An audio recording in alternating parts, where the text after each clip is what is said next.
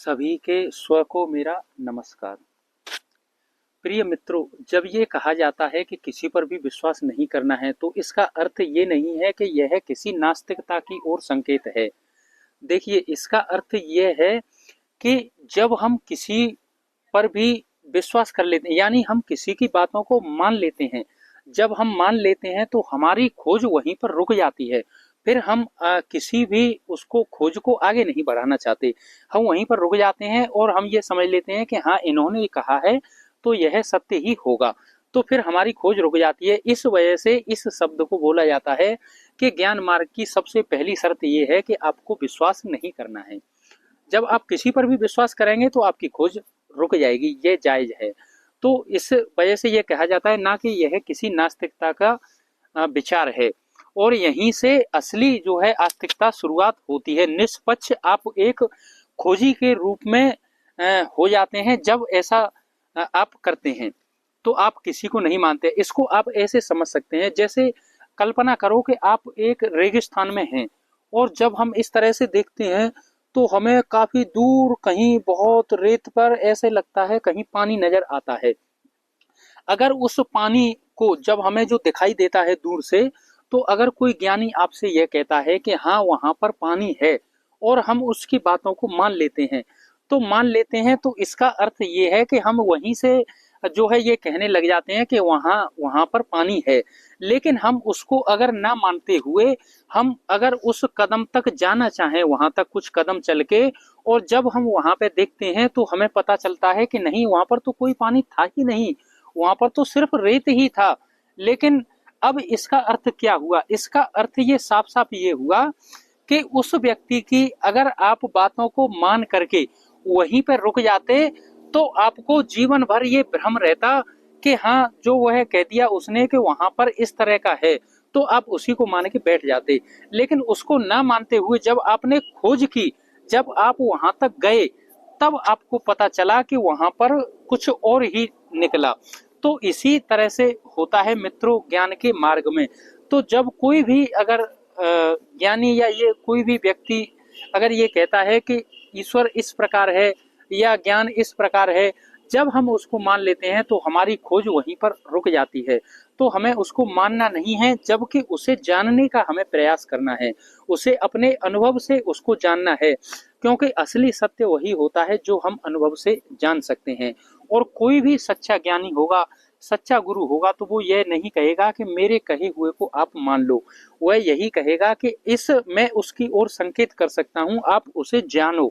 आप खुद से जब उसे जानेंगे तब आप उसे पहचान पाएंगे।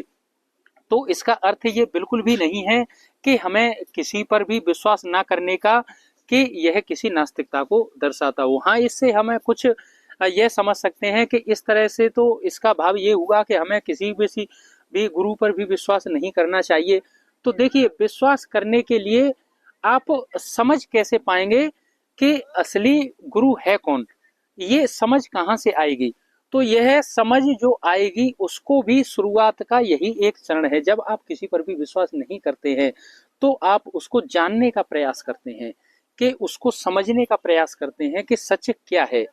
तो आपको उसके बारे में भी यह जानने में भी प्रयास करेगा, उस गुरु को पहचानने में भी यह प्रयास करेगा, जानना ना कि मानना।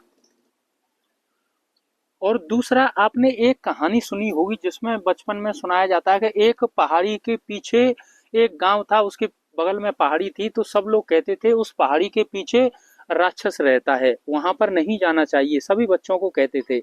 लेकिन एक बच्चे ने जब पूरी दृढ़ता से उसको ना मानते हुए जब उसने जाकर देखा, उसने कहा कि नहीं, मैं जाकर देखूंगा क्या है। तो जब उस पहाड़ी पर चढ़कर उसने देखा तो उसे पता चला कि उसके पीछे एक बहुत ही सुंदर झरना था। तो इस कहानी का क्या अर्थ होता है? इस कहानी का अर्थ हम ऐसे समझ सकते हैं कि हमारी जो धारणाएं होती हैं, जो पारंपरिक धारणाएं होती हैं, जो शुरुआती से वो हम कहते हैं कि ऐसा होता है और इस तरह से जो है इन्होंने ज्ञानियों ने कहा है ये इस प्रकार होता है, तो हम उसी धारणा को मानते हुए चले आते हैं सदियों से।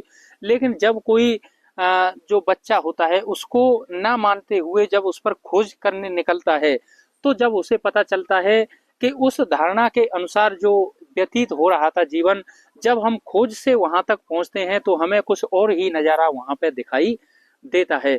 तो इन सभी कहानियों का, इन सभी बातों का यही अर्थ होता है मित्रों, कि हमें किसी की बातों पर ऐसे ही अंधविश्वास ना करके उसको नहीं मानना चाहिए, जबकि हमें उस खोज करनी चाहिए उसकी, हमें उस राह पर चलना चाहिए।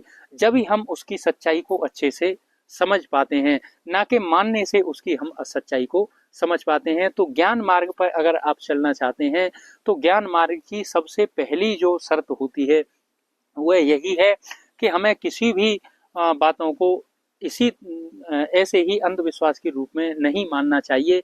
हमें उसके ऊपर खोज करनी चाहिए, हमें उसे जांचना चाहिए, हमें उस पर प्रयास करना चाहिए खोज करके, जब ही हम उसको सही अर्थों में जान पाएंगे, ना कि किसी के मानने से हम उसको जान पाएंगे।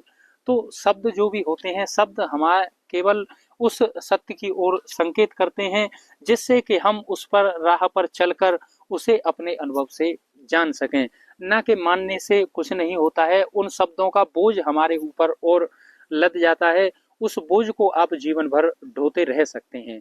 जब आप उस बोझ को उठाकर उस सत्य को जानने का प्रयास करते हैं, जब उस राह पर चलते हैं, तो आपको कुछ अलग तरीके से ही वो जो है सत्य नजर आता है। तो मेरा इन शब्दों से यही प्रयास है कि इन शब्दों में कुछ नहीं है, ये सिर्फ खोखलापन है। आपको मेरी बात को भी बिल्कुल भी नहीं मानना है, केवल उन शब्दों के आधार पर उसको जानने का प्रयास आपको करना है। अपनी खोज आपको जारी रखनी है। जब आप उस खोज के माध्यम से ही वहां तक पहुंच पाएंगे, अनुभव कर पाएंगे, तभी आप उस सच्चाई को अच्छे से जान पाएंगे। तो मैं अपने शब्दों को यहीं विराम देना चाहूंगा।